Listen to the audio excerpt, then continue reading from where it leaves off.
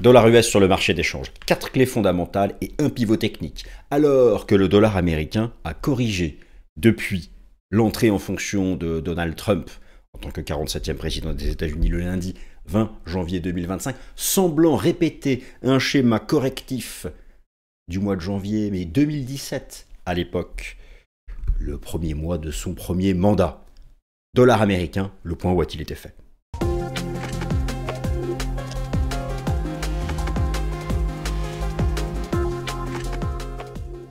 Chers amis, je suis ravi de vous retrouver pour la nouvelle édition du Fast and Forex. Comme chaque mercredi, nous parlons dans cette émission marché des changes et marché des matières premières. Et naturellement, cette semaine, je vous fais le suivi tendanciel, technique et fondamental de la tendance du dollar américain sur le marché des changes, alors que des choses intéressantes sont en cours. Vous l'avez noté, oui, le dollar américain est entré en correction sur le marché des changes ce mois de janvier. Donc la traduction en est essentiellement le rebond du taux euro-dollar, la correction du taux USD-yen. Et donc le dollar US, face à un panier de devises, après avoir été la devise la plus forte en 2024, semble démarrer l'année comme à l'époque le dollar démarra l'année en janvier 2017, qui fut le premier mois du premier mandat de Donald Trump, à l'époque avec un président américain qui communiquait contre un dollar trop fort. La semaine dernière, Donald Trump s'est exprimé au Forum économique de Davos expliquant qu'il souhaitait, bien voilà, oui, des taux d'intérêt plus bas et des prix plus bas. Mécaniquement, des taux d'intérêt plus bas et des prix plus bas aux États-Unis, cela se traduit par une baisse du dollar américain face à un panier de devises. Mais voilà, les choses sont beaucoup plus complexes que ça. Car oui, mais vous le savez, le président des États-Unis, la Maison-Blanche, le pouvoir exécutif, n'a pas de pouvoir direct sur la fixation du taux de change du dollar américain face à un panier de devises, et de la même façon, n'a pas de pouvoir direct sur la politique monétaire, la Réserve fédérale étant indépendante. Mais voilà donc effectivement une donnée troublante. C'était déjà le cas lors du premier mandat de Donald Trump, et le dollar US semble vouloir corriger sur le marché des changes. Alors, 4 clés fondamentales et un seul pivot technique. Ce sont les éléments sur lesquels je vais revenir en cette semaine qui voit donc la première décision de politique monétaire de l'année de la Réserve fédérale des États-Unis. Et vendredi, donc c'est mercredi 29 janvier, et vendredi 31 janvier, la mise à jour de l'indice d'inflation PCE, l'indice favori de la Fed. Alors en clair, si le président américain souhaite effectivement des taux d'intérêt plus bas, ok, ça, nous connaissons son point de vue sur le sujet. Il souhaite des prix plus bas, en particulier des prix de l'énergie. Effectivement, cela est censé, si ses désirs, ses souhaits se réalisent, eh bien, finir par permettre à la Réserve fédérale des États-Unis de réengager un cycle baissier des taux d'intérêt qui devrait être mis en pause ce mercredi 29 janvier, après avoir réalisé 4 baisses de taux dans la dernière partie de l'année 2024. Pour le dollar américain, il ne suffit pas de souhaiter des taux d'intérêt plus bas et des prix plus bas. Derrière, il faut des facteurs fondamentaux qui autorisent à ce que vraiment le dollar américain fasse un scénario de répétition de ce qu'il fit à l'époque en première partie de l'année 2017. Donc, 4 clés fondamentales. Tout d'abord, alors déjà, il y a bien sûr un aspect technique, un seuil technique majeur qui pour l'instant est défendu par le dollar US sur lequel je vais revenir en deuxième partie de vidéo. Deuxième partie. Première partie de la vidéo, je vais m'attaquer à l'angle fondamental.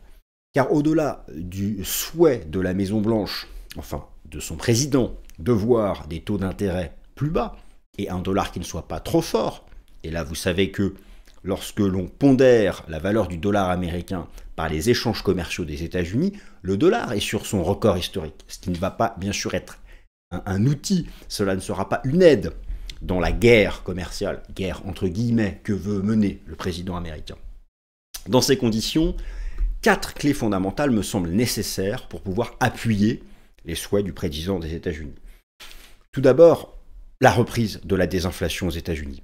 Je vous renvoie vers l'émission Top Gun que j'ai enregistrée, que j'ai publiée ce lundi 27 janvier, dans laquelle je suis revenu en détail sur les arguments qui me font penser que dès le mois de février, attention, je le reprécise, cette semaine, vous avez la Fed le 29 janvier et vous avez le vendredi 31 janvier l'inflation US PCE, ce n'est pas sur ces données-là que j'attends la reprise de la désinflation. Je suis très confiant pour une reprise de la désinflation en février, donc encore un peu de patience. Mais oui, la clé numéro 1 pour envisager que le dollar répète son schéma de la première partie d'année 2017, c'est la reprise de la désinflation US. La deuxième clé, c'est bien sûr un marché du travail, et là j'ai bien choisi mes mots. Je ne parle pas de dégradation du marché du travail. Je ne parle pas de hausse du taux de chômage. Je parle, en clé numéro 2, d'un marché du travail qui ne soit pas trop inflationniste, même qui, de manière générale, ne soit pas inflationniste. Et ça, justement, nous allons en parler. Clé numéro 3, naturellement, il va de soi que jamais dollar US ne répétera le schéma baissier qu'il répéta à l'époque en 2017 si la Fed ne baisse pas d'1 degré, baisser d'1 degré, son niveau d'intransigeance. C'est-à-dire que, au moment où j'enregistre cette vidéo, le marché n'envisage qu'une seule baisse de taux cette année de la Fed. Vous connaissez mon opinion, il y en aura plus, il y en aura davantage. J'estime qu'il y aura 3-4 baisses de taux de la Fed cette année, essentiellement d'ailleurs en lien avec la reprise de la désinflation. Mais ça c'est majeur. Alors, la Réserve fédérale a ses économistes.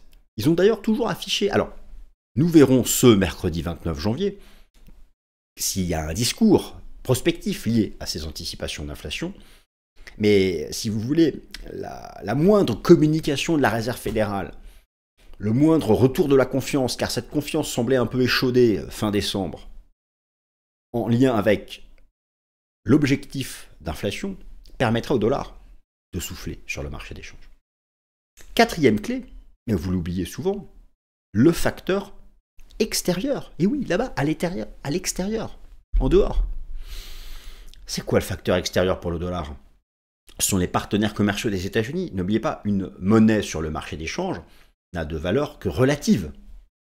Si le dollar US devait répéter le schéma baissier de la première partie de l'année 2017, cela ne peut se faire que si le taux de change de l'euro remonte face au dollar US et si le taux de change du dollar américain corrige face au yen japonais.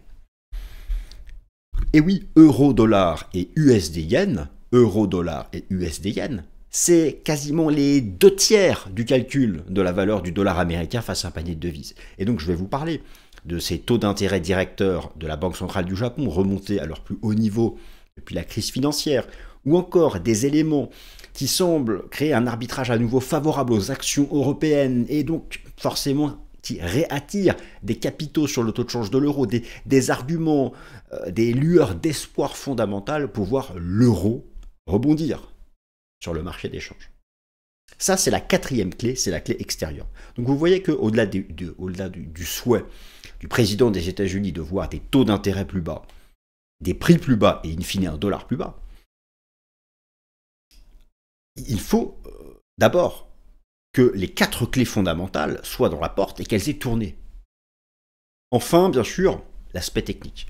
Je vais vous faire une mise à jour du positionnement institutionnel sur le dollar américain et mettre en évidence un seuil technique qui me paraît majeur avant d'envisager le tout début d'une éventuelle répétition du schéma du dollar américain dans la première partie de l'année 2017. C'est parti pour la nouvelle édition du Fast and Forex. Dollar américain, 4 clés fondamentales et un seuil technique. Pivot à surveiller, je déclare la session de théâtre ouverte, je déclare le Fast and Forex ouvert.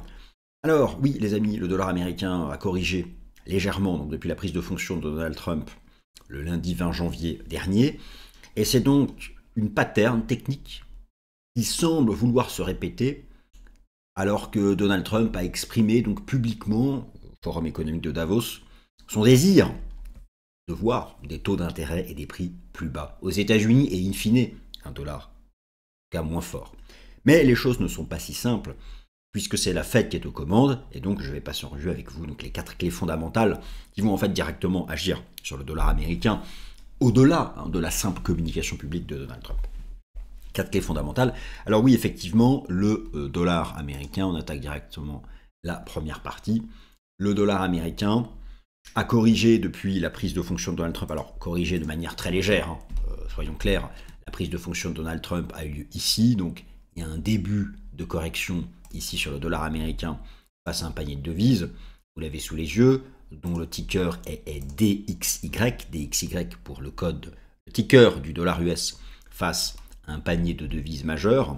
Et effectivement, en fait, eh bien, ce que l'on observe de manière assez surprenante, c'est que le dollar américain semble répéter, en tout cas nous sommes au tout début, ce qu'il a fait à l'époque, à savoir donc le début d'une phase baissière qui avait été initiée en janvier 2017, lorsqu'à l'époque Donald Trump avait pris donc le début, le premier mois de son premier mandat.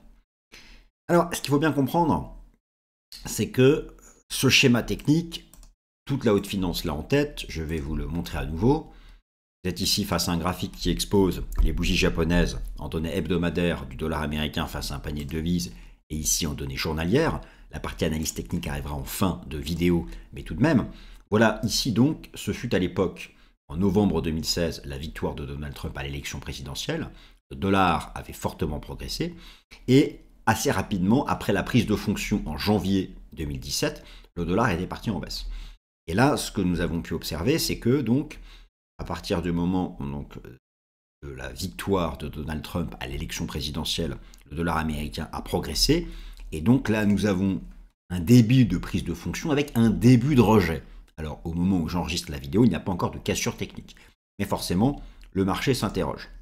Le marché s'interroge d'autant plus que Donald Trump a exprimé son désir de voir aux États-Unis des prix plus bas, notamment des prix de l'énergie plus bas, des taux d'intérêt plus bas. Mais voilà, nous savons tous que la politique monétaire de la Fed est indépendante. Les choses ne sont pas si simples que ça. Et pour la Réserve fédérale des États-Unis, afin de reprendre la baisse de ses taux d'intérêt, la baisse du taux d'intérêt des fonds fédéraux, eh bien, la condition numéro 1 pour la Fed, c'est une reprise de la désinflation aux États-Unis. Alors, j'ai réalisé ce lundi, dans l'émission Top Gun, une vidéo sur la désinflation aux États-Unis, où je vous explique pourquoi, en détail, j'envisage une reprise de la désinflation américaine à partir du mois de février.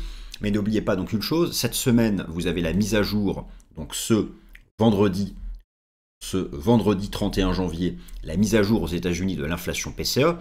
L'inflation PCE, qui est l'indice d'inflation favori de la Réserve fédérale des États-Unis. En version nominale, il est à 2,4. 2,4 en version sous-jacente, en version core, il est à 2,8. Je vous rappelle que la Réserve fédérale a un seuil de reprise de ces baisses de taux à 2,5%. Alors, attention, ce vendredi 31 janvier, il s'agit donc de l'inflation PCE qui sera publiée au titre du mois de décembre. Faites attention à ça. En ce qui me concerne, tous mes indicateurs avancés de l'inflation, en tout cas une grande partie d'entre eux, me disent qu'à partir du mois de février, donc l'inflation de janvier est publiée en février. L'inflation PCE américaine publiée ce vendredi 31 janvier concerne la période du mois de décembre. Et beaucoup d'éléments me permettent d'être optimiste pour une reprise de la désinflation US, pour une reprise de la trajectoire vers le sud, notamment de l'inflation core PCE. L'inflation core PCE qui est à 2,8 et la Fed veut la ramener sous les 2,5. Et en particulier déjà par un simple effet de base. Si vous voulez, le calcul de l'inflation en janvier 2025. Donc, le calcul de l'inflation de janvier 2025, qui sera publié en février 2025, est un taux de variation mathématique entre janvier 2025 et janvier 2024. Fin 2024, l'inflation était en surchauffe, donc vous avez eu un petit rebond de l'inflation, parce que l'effet de base était défavorable. Vous avez ici l'évolution de l'inflation aux États-Unis. Alors j'ai pris le CPI, j'aurais pu prendre le PCE, c'est pareil. Et fin 2024, on voit que la base était baissière, avec des taux de croissance mensuels qui étaient négatifs. Donc mécaniquement, lorsque le taux d'inflation annuel a été calculé pour fin 2024, il était en hausse. Mais regardez, à partir de janvier 2024, février 2024, mars 2024, la base de départ remonte, donc mécaniquement, le taux d'inflation annuel va rebaisser. Et d'ailleurs, c'est ce que suggèrent un certain nombre d'indicateurs d'inflation temps réel, en particulier Trueflation, mais d'autres, notamment des indicateurs d'inflation immobilière en temps réel, le Zillow-Zori Rent Index ou le BLS New Tenant Rent Index, qui sont des mesures d'inflation de l'immobilier en temps réel. Et je vous rappelle que dans le calcul du PCE, il y a, et aussi du PCI, une part dominante de l'immobilier, essentiellement dans le CPI. Mais donc, ça c'est important. Et d'ailleurs, si vous prenez l'inflation en temps réel mesurée ici par Trueflation, vous constatez que depuis le début de l'année, la direction du Sud a été reprise en grande partie grâce à un effet de base favorable. L'effet de base favorable, à savoir que la base de départ remonte. De la même façon, vous pouvez prendre l'algorithme de la Réserve fédérale de Cleveland qui nous fait une projection pour l'inflation au mois de janvier 2025.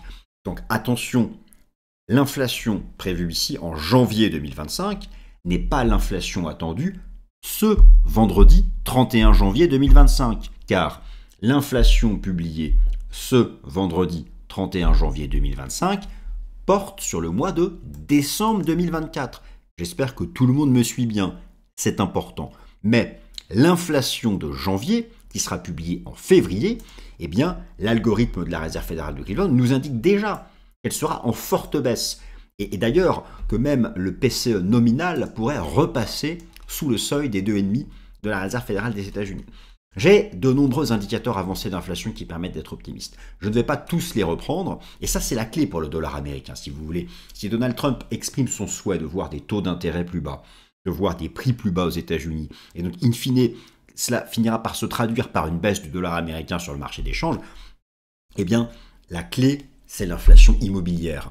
L'inflation immobilière qui pèse 20% de l'inflation PCE et 40% de l'inflation CPI. Eh bien, tous les indicateurs avancés de l'inflation immobilière permettent d'être optimistes. Ici, vous avez l'inflation immobilière officielle selon le CPI et le PCE. Ici, vous avez aussi l'inflation immobilière officielle selon le CPI et le PCE.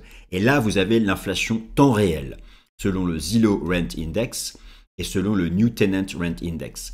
Notez que dans le passé, il y avait quasiment égalité entre l'inflation temps réel et l'inflation officielle, mais il y a toujours un lag. Eh bien regardez, l'inflation temps réel est revenue au monde d'avant. Pire, le taux d'inflation des nouveaux loyers est négatif. Donc nous savons que ces courbes d'inflation officielles, qui sont encore entre 4 et 5%, vont retomber vers les 2-3%, revenir au monde d'avant. Et ça, mécaniquement, quelles conséquences ça a? Ça va faire rebaisser l'inflation corps, l'inflation sous-jacente, à l'intérieur de laquelle le poids de l'immobilier est largement dominant. Et elle va revenir progressivement dans l'année au monde d'avant. D'ailleurs, cette baisse, ce retour au monde d'avant de l'inflation immobilière se voit parfaitement aussi dans l'outil Trueflation. Donc, tout ça permet d'être optimiste et effectivement, et c'est la clé numéro 1 au-delà des prises de parole de Donald Trump quant à sa volonté de voir des taux d'intérêt plus bas, des prix plus bas et donc par conséquent un dollar plus bas. La clé numéro 1, c'est bien sûr la reprise de la désinflation aux États-Unis. La clé numéro 2, c'est un marché du travail qui ne soit pas inflationniste. Alors là, c'est un peu touchy. Effectivement, un marché du travail qui ne soit pas inflationniste, ça ne veut pas forcément dire plus de chômage, ça ne veut pas forcément dire des personnes aux États-Unis qui perdent leur travail. D'ailleurs, alors le taux de chômage aux États-Unis reste bas, il est à 4,1% de la population active, et je vous rappelle que la Réserve fédérale des États-Unis a un seuil d'alerte à 4,3% de la population active. Mais effectivement, un taux de chômage qui serait trop bas pourrait en fait créer des pressions inflationnistes. Le lien entre inflation et chômage se fait à travers la croissance des salaires. Alors, jusqu'à présent, la trajectoire du taux de croissance annuel des salaires aux États-Unis est effectivement baissière, même s'il y a eu en fin d'année un petit rebond. La trajectoire semble d'ailleurs reprendre la direction du Sud, mais naturellement que pour une baisse du dollar américain sur le marché des changes, il faut que le taux de croissance annuel des salaires revienne en fait entre 3 et 3,5, et donc ils poursuivent cette tendance baissière. Et pour cela, il ne faut pas forcément une explosion du chômage, non, il faut un taux de chômage qui ne soit pas trop bas, en tout cas qui se maintienne entre 4 et 4,5% de la population active. Ça, c'est bien sûr une clé importante. Alors oui, forcément, si le taux de chômage aux États-Unis devait réaugmenter, et donc nous en saurons davantage la première semaine du mois de février avec la mise à jour du rapport NFP aux États-Unis, où on peut avoir peut-être une petite inquiétude si vous regardez par exemple les inscriptions hebdomadaires continues au chômage aux États-Unis, ça repart en hausse. Bon, les inscriptions initiales aussi. Alors effectivement, si en février le taux de chômage refait un tic à la hausse, cela appuiera donc à la baisse sur les taux d'intérêt américains et donc le dollar US. La clé numéro 3, bien sûr, pour obtenir des taux d'intérêt plus bas, pour obtenir des prix plus bas, pour obtenir un dollar américain qui soit moins fort sur le marché des changes, c'est bien sûr une réserve fédérale des États-Unis qui réengage sa tendance baissière des taux d'intérêt fédéraux. Alors ce n'est pas gagné si vous vous fiez aux anticipations actuelles du marché. Le marché n'envisage qu'une seule baisse de taux de la Réserve fédérale des États-Unis et pas avant le mois de juin, mais vous savez que cela peut aller très vite. La Fed en décembre s'est montrée intransigeante et pessimiste quant aux anticipations d'inflation, mais en faisant cela, elle s'est donné de la marge, alors que les indicateurs avancés laissent supposer qu'assez rapidement, le taux d'inflation pourrait retomber sous 2,5% de la population active. Il y a, pour la Réserve fédérale des États-Unis, 2 seuils clés à surveiller. Vous avez ici les toutes dernières projections de la Réserve fédérale des États-Unis. Elles datent de décembre. Les prochaines seront mises à jour en mars. Et la Réserve fédérale des États-Unis nous a fixé 2 seuils clés. Le seuil de 4,3% de taux de chômage, donc 4,3% de la population active pour le taux de chômage, et le seuil de 2,5% pour l'inflation nominale et pour l'inflation corps. Il suffirait qu'une seule de ces 3 métriques bascule pour l'inflation PCE sous 2,5 en nominal, ou sous 2,5 encore, ou que le taux de chômage remonte vers 4,3% pour que la Fed, assez rapidement, reprenne ses baisses de taux et peut-être avant le mois de juin. Et dans ce cas, mécaniquement, le dollar américain serait à nouveau sous pression. La clé numéro 4, et on a tendance à l'oublier, c'est bien sûr la partie extérieure, le facteur extérieur. N'oubliez pas que ce qu'on appelle le dollar américain face à un panier de devises. Le dollar américain face à un panier de devises, le fameux DXY, n'existe parce qu'il cote face à d'autres monnaies. Et vous devez avoir conscience que dans le calcul du dollar américain face à un panier de devises, vous avez 57,6% d'euro-dollar et 13,6% d'USD yen. En clair, le dollar américain ne peut tomber sur le Forex que si et seulement si l'USD yen entre en correction et l'euro-dollar entre en rebond. Alors c'est vrai que depuis le début de l'année, la Banque centrale du Japon confirme qu'elle en a fini avec sa politique de taux d'intérêt zéro. D'ailleurs, le taux d'intérêt de la Banque centrale du Japon est revenu sur un plus haut de 17 ans.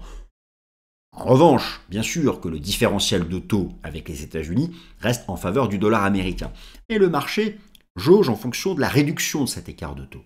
Quant au taux de change de l'euro, il semble tenter de faire un creux et il y a un certain nombre de sources fondamentales qui pourraient être en soutien du taux de change de l'euro cette année, sur lesquelles je vais brièvement revenir dans un instant, mais que j'ai déjà traité dans une autre émission Fast and Forex consacrée à l'euro-dollar. Il faut en fait surveiller les spreads de taux. Si vous voulez, pour envisager que le dollar américain répète le schéma qu'il a fait ici en 2017, lors de la première année du premier mandat de Trump, il faut donc que l'USD yen échoue sous cette résistance. D'ailleurs, ici, vous avez la zone d'intervention directement sur le marché d'échange de la Banque centrale du Japon. Et il faut que le cours de l'euro-dollar confirme ce qu'il essaye de faire, à savoir le cours de l'euro-dollar essaye ici difficilement de se stabiliser après avoir retracé 61,8% de cette phase de hausse. Il essaye de former un creux. Ce n'est pas encore confirmé. Il faudrait pour ça dépasser des résistances. Il faudrait, pour confirmer un point bas de l'euro-dollar, être en capacité de refranchir les 1,06, 1,0640, cette résistance. Donc pour l'instant, alors peut-être que là il construit une pattern, mais on voit que c'est difficile. D'ailleurs, si vous regardez, si vous y ajoutez les enseignements du système Ichimoku, donc c'est important en analyse technique, la combinaison des facteurs techniques, le marché évolue toujours sous le nuage journalier du système Ichimoku, et sur l'USD Yen, toujours au-dessus du nuage journalier. Donc, par contre, voilà, si ces seuils techniques ici du système Ichimoku journalier devaient être brisés, et ici franchis, vous auriez un gros signal baissier, en fait, sur le dollar américain face à un panier de devises. En réalité, en ce qui concerne le poids de l'euro-dollar et le poids de l'USD-Yen dans le calcul du dollar américain face à un panier de devises, il est très important de surveiller les spreads de taux et le dollar américain sera sous pression uniquement si le spread de taux entre les États-Unis et la zone euro, représenté ici par le taux obligataire de l'Allemagne à 10 ans, est en baisse, et uniquement si le spread de taux entre les États-Unis et le Japon, lui aussi, est en baisse. On voit qu'il y a eu plutôt une tendance à la reprise depuis septembre dernier. D'ailleurs, regardez, c'est corrélé. Le rebond du spread de taux, ici, a été parfaitement corrélé au rebond du dollar américain depuis septembre dernier face à un panier de devises. Donc c'est ça qu'il faut surveiller. Et je termine par justement petite parenthèse rapide, mais j'ai déjà traité ce sujet, donc je ne le retraite pas. Mais j'avais fait une vidéo Fast and Forex que je vous invite à reprendre sur la chaîne, où je mettais en avant 6 raisons potentielles, 6 raisons prospectives pour un rebond du cours de l'euro-dollar en 2025. Et donc, comme je viens de vous le montrer, l'euro-dollar représente 57,6% du calcul du DXY. Et en particulier, par exemple, cela pourrait être un accord de paix à l'Est, en Europe, entre la Russie et l'Ukraine, mais d'autres éléments, et aussi notamment les effets du programme massif de relance en Chine, et nous connaissons le lien important des secteurs industriels français et allemands avec les importations chinoises et la dynamique économique en Chine. Bon, mais ça c'est un autre sujet. Je conclus sur le positionnement technique du cours du dollar américain et le positionnement institutionnel, sachant que, effectivement, derrière ces fondamentaux, qui pourraient expliquer que le dollar américain nous refasse un schéma, donc comme en janvier 2017, il faut aussi valider ça par l'analyse technique. Et au stade actuel, quand j'enregistre cette vidéo, il n'y a pas de cassure technique. En réalité, pour avoir un début de signal de faiblesse sur le dollar américain face à un panier de devises, il faudrait réintégrer ce trading range. Vous voyez bien ici, entre 100 points et 107,50 points, on voit qu'il y a un début de réaction. Vous avez là les bougies japonaises en données hebdomadaires et ici les bougies japonaises en données journalières. Vous voyez bien que quand j'enregistre cette vidéo, il y a ici Quand j'enregistre cette vidéo en données journalières, vous avez un début de réaction. Mais voilà, ça peut aller très vite avec les fondamentaux. En clair, ne passez pas vendeur du dollar américain tant que cette zone support tient. Si cette zone support devait craquer, oui, il y aurait probablement la validation d'un renversement baissier du dollar américain face à un panier de devises. Et faites attention, n'oubliez pas la combinaison des facteurs techniques. Regardez comme c'est propre. En cas de réintégration de cette zone, donc en cas de réintégration de ce range, vous auriez aussi la cassure du nuage journalier ici du système Ichimoku, et ce serait un bon signal baissier. Au stade actuel, ce signal n'est pas donné. D'ailleurs, je termine par le positionnement institutionnel, où là aussi, donc, on raisonne à l'envers. Le positionnement institutionnel sur l'euro-dollar, c'est le positionnement institutionnel inversé sur le dollar américain. Effectivement, les positions institutionnelles sont sur support, mais il n'y a pas encore de rebond de cette position nette. Et c'est très important, on le voit dans le passé, pour valider un rebond de l'euro-dollar, et donc un dollar américain sous pression. Donc ça, je le surveille. Ces données viennent directement du rapport Commitment of Traders de la CFTC, sont mises à jour chaque vendredi, mais elles concernent le mardi d'avant. Donc, il y a du retard, et oui. Et donc, lorsque je regarde les dernières données qui sont à ma disposition, datent du 21 janvier, vous avez ici la position nette institutionnelle, la ligne jaune des asset managers sur le cours de l'euro-dollar. Oui, on stabilise en position basse, mais il n'y a pas encore de renversement haussier. Donc, tant qu'il n'y a pas de cassure technique de ce support sur le dollar et de rebond de la position nette institutionnelle sur l'euro-dollar, il n'y a pas encore de signal de faiblesse sur le dollar américain. Et puis, passez une excellente semaine.